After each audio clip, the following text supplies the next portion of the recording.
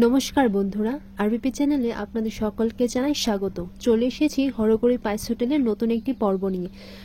গত পর্বে আপনারা তো দেখতে পেলেন ঠাম্মি বারণ করায় গৌরী চাকরিতে যেতে বারণ করে দিয়েছে। গৌরী বলেছিল ঠাম্মি যখন চাইছে না তাহলে আমি এই চাকরিটা করব না। এরপর রুদ্র বলে ঠিক আছে, কেউ যদি চাকরি নাই করতে চাইছে তাহলে আমি ওকে জোর করে তো আর পারবো না। এরপর রুদ্র যাওয়ার পর রুদ্রর মা বলে দেখলেন তো মা, গৌরী মেয়েটা কত ভালো, আপনি না করায় ও কিন্তু চাকরিটা করেনি। এরপর ঠাম্মি বলে আমি খুব ভালো করেই জানি, ও তো জানে যে ও রুদ্রকে ভাসিয়ে বিয়ে করেছে, তাই ও আমার চোখে ভালো হওয়ার জন্য এই নাটকটা করেছে, এর থেকে বেশি আর কিছু না। এরপর রুদ্রর মা বলে আপনি তো এই কথাটা রাগের মাথায় বলছেন মা, আর আপনি তো মানুষ চেনেন নাকি গৌরীর ভালোটা আপনি দেখতে চাইছেন না। এরপর দেখা যায় ঠাম্মির কাছে পিয়ার ফোন আসে। ঠাম্মি বলে কেমন আছো দিদিভাই। এরপর পিয়া বলে কেমন আর থাকবো ঠাম্মি, কালকে তো সারাদিন আমি কেঁদে কেঁদে দিন কাটিয়েছি, কত ইচ্ছে ছিল আসার। এরপর ঠাম্মি বলে তোকে তো বলেছিলাম আসতে, তাহলে তুই আসিসনি কেন। এরপর পিয়া বলছে না, আমাকে তো মহেশমতি আসতেই দেয়নি। এরপর ঠাম্মি বলে আচ্ছা ঠিক আছে, মহেশ্বরে আসতে দেয়নি তো কি হয়েছে, আমাকে তো আসতে বারণ করিনি, আমি আসছি। এরপর পিয়া বলে হ্যাঁ ঠাম্মি, তুমি তাড়াতাড়ি এসো। এরপর দেখা যায় পিয়া কান্নার ভান করে ঠাম্মিকে বোকা বানাতে শুরু করে। পিয়া মনে মনে বলে এই বুড়িটাকে একটু কাদু কাদু গলায় বললেই বুড়িটা গলে যাবে। এরপর ঠাম্মি বলে তুই কিছু চিন্তা করিস না ধি, আমি তোর পাশে আছি। এরপর ঠাম্মি চলে যায় ধীরের বাড়িতে ধীর সাথে দেখা করতে। অন্যদিকে দেখা যায় ভাস্কর এসে পিকুকে বলে কিরে পিকু, অফিসের সময় হয়ে গেল আর তুই গেলি না। এরপর পিকু বলে আমি কি চাকরি করি যে সময় মতো অফিসে যেতে হবে। এরপর ভাস্কর বলে হ্যাঁ, তোকে তো অফিসেও যেতে হবে না, আর কোনো দিনই যেতে হবে না, আর না তোকে কোনো কাজ করতে হবে।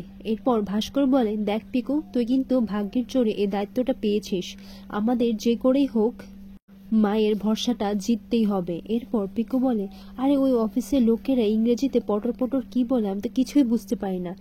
ভাস্কর বলে জাল সার্টিফিকেট থাকলে তো এটাই হবে। এরপর ভাস্কর এটাও বলে দেখ, এই পিয়া বলে মেয়েটাকে কিন্তু আমার একদমই ভরসা হচ্ছে না, ওই মেয়েটা যে সময় খুশি আমাদের কিন্তু বাড়ি থেকে বের করে দিতে পারে, আর মায়ের সামনে ও একটু নাটক করেই নিজের কোম্পানিটা ওর নামে করতে পারে। এরপর পিকো বলে হ্যাঁ, ওই মেয়েটাকে আমার একদমই ভালো লাগছে না, ও খুবই স্বার্থপর। এরপর ভাস্কর বলে এই জন্যই আমি তোকে বলছি তুই ভালো করে কাজ শিখে কোম্পানিটাকে দাঁড়া করা, তাহলে কিন্তু আমরা ওকে এই বাড়ি থেকে বার করার একটা ব্যবস্থা করতে পারবো, নইলে কিন্তু তোর আর আমার করার কিচ্ছু থাকবে না পিকু। পরের মুহূর্তে দেখা যায় গৌরী ঘরে একা বসে বসে সে কান্না করছে। এমন সময় মায়ের সে মনে মনে ভাবতে লাগে আহারে, নিশ্চয় মায়ের কথা মনে করে সে কান্নাকাটি করছে। এরপর তিনি গৌরীকে বলেন তুই মায়ের কথা মনে করে কান্নাকাটি করছিস তাই না। এরপর গৌরী বলে না না মা, আমি ঠাম্মির কথা কোনো কিছু খারাপ পাইনি, আসলে বিয়ের আগে আমি এই বাড়িতে দুবার এসেছিলাম, আর তখন সবাই কত হাসি খুশি থাকতো, কিন্তু এখন সব হাসি মুছে গেছে। আর রইল আমার চাকরির কথাটা, তাহলে এই বাড়ির মধ্যে মেয়ে বউদের যে নিয়মটা হয় সেটা তো আমাকেও মানতে হবে। আর ঠাম্মিও তো কষ্ট পাচ্ছে, ঠাম্মি তো আমাকে এই বাড়িতে রাখতে চায় না, আর বাবাও কি আমাকে এই বাড়িতে রাখতে চায় না। বাবা কি তোমাকে এই বিষয়ে কিছু বলেছে। তখনই রুদ্রের বাবার কথাটা মনে পড়ে যায়, যখন উনি বলেছিলেন যে যে করেই হোক আমি আর রুদ্রর ডিভোর্সটা করিয়ে ছাড়ব। এরপর রুদ্রর মা মনে মনে এটাই ভাবতে লাগে তোকে কি করে বলবো গৌরী, তোর আর রুদ্রর মধ্যে যে রুদ্রর বাবা তোদের ডিভোর্সটা করাতে চায়। এরপর মাকে এইভাবে চুপ করে থাকায় গৌরী মনে মনে এটাই ভাবতে লাগে মা তো কিচ্ছু বলছে না, তার মানে বাবাও কি আমাদের আলাদা করে দিতে চাই। এই সময় গৌরী বলে আমি জানি আমার জন্য এই বাড়িতে সবাই কষ্ট পাচ্ছে। এরপর গৌরীকে বলে তুই যখন আমাকে মা বলে ডেকেছিস তাহলে আমি সবসময় তোর পাশেই থাকবো। এরপর গৌরী বলে আমি জানি মা, তুমি আমার পাশেই থাকবে, তুমি আমাকে আগলেই রাখবে। তখন গৌরী মনে মনে এটাই ভাবতে লাগে আমি জানি না এই বিয়েটা কতদিন টিকবে, আমার মাকে তো আমার মনে নেই, কিন্তু মা হিসেবে আমি তোমাকেই কাছে পেয়েছি, কিন্তু যখন এই বিয়েটা শেষ হয়ে যাবে তখন তো এই আদর এই ভালোবাসা আমি সব হারিয়ে ফেলবো। এর পরের মুহূর্তে দেখা যায় মহেশ্বরীর বাড়িতে যখন ঠাম্মি গেল তখন পিয়া তাকে নিজের হাতে নাকি চা বানিয়ে দিয়েছে, আসলে সে চাটা মহেশমতি ঠাম্মি বানিয়েছে। তার জন্যই তো অন্নপূর্ণা দেবী বলে, বাহ, এই চাটা তো একেবারে মহেশমতির হাতে বানানোর মতো লাগছে। এরপর পিয়া বলে, আমি তো ঠাম্মির কাছ থেকেই শিখেছি, এখন তো বাড়ির কাজ করে করেই সময় কাটাচ্ছি বলে, একা একা আর কত ভালো লাগবে, কিন্তু যতই সময় কাটাই না কেন রুদ্রর কথা তো মনে পড়ে গো ঠাম্মি। এরপর পিয়া আরও বলে, এত বছরের সম্পর্ক কি এইভাবে নষ্ট করা যায়? মহেশমতিতেও না করেই দিয়েছে ও বাড়িতে যেতে। এরপর ঠাম্মি বলে, ওই গৌরী মেয়েটার জন্য আমাদের দুই পরিবারের সম্পর্ক একেবারে নষ্ট হয়ে গেছে। কি করে যে ওই মেয়েটা রুদ্র দাদুভাইকে নিজের কাছে করে নিল কে জানে। এরপর পিয়া বলে, এটাই তো ওর স্বভাব ঠাম্মি, এর আগেও তো একটা বড় লোক বাড়ির ছেলেকে ফাঁসিয়েছিল। এরপর ঠাম্মি বলে, কি? তখন পিয়া বলে, না না কিছু না ঠাম্মি, ওই সব তুমি ছাড়ো। পরবর্তী মুহূর্তে দেখা যায় রুদ্র বাড়ির কথা নিয়েই সেগুলো ভাবছে। এই কথাগুলি ভাবছে যে ঠাম্মি গৌরীকে চাকরি করতে বারণ করেছে। এমন সময় আনন্দ এসে রুদ্রকে একটা কাজ দেখাতে গেলে রুদ্র কিছুতেই সাড়া দিচ্ছিল না। এটা দেখে আনন্দ বলে, কিরে রুদ্র, কি হয়েছে? কিছু ভাবছিস নাকি বাড়িতে আবার অশান্তি হয়েছে? এরপর রুদ্র বলে, বাড়িতে আর নতুন করে কি অশান্তি হবে বল?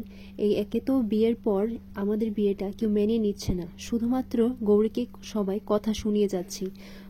বাবা, দিদি, ঠাম্মি সবাই যে যেমন করেই কথা শুনিয়ে যাচ্ছে, আর গৌরীও চুপ করে শুনে যাচ্ছে, তাই আমাকে ওর সাইড হয়ে কথা বলতে হচ্ছে।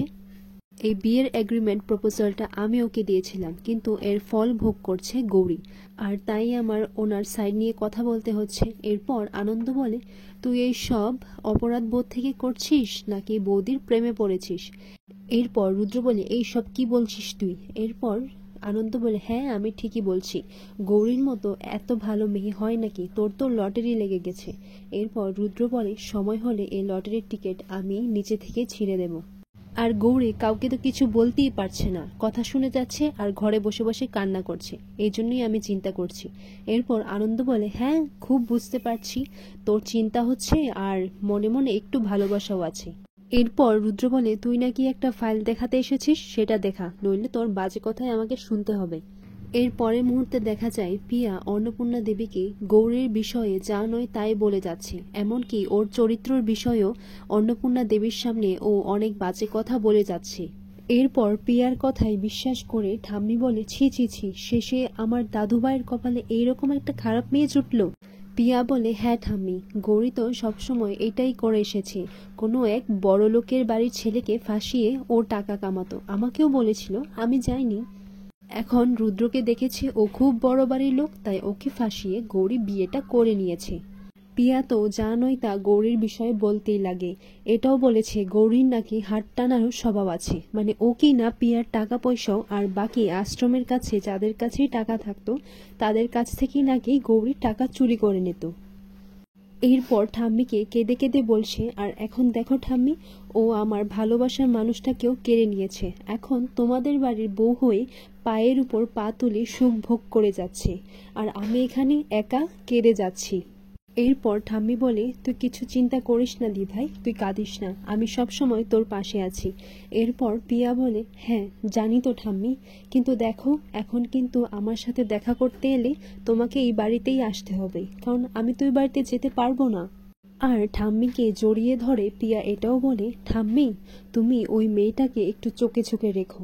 এই সমস্ত কথাবার্তা শুনে ঠাম্মি বলে, ওই মেয়েটাকে কি করে শাস্তি দিতে হয় সেটা আমি খুব ভালো করে জানি। তখন প্রিয়া মনে মনে এটাই ভাবতে লাগে, এই বুড়ি তো আমার সব ঢপগুলো বিশ্বাস করে নিচ্ছে মনে হচ্ছে, এখন তো সত্যি সত্যি মনে হয় গৌরীকে বাড়ি থেকে বের করে দেবে।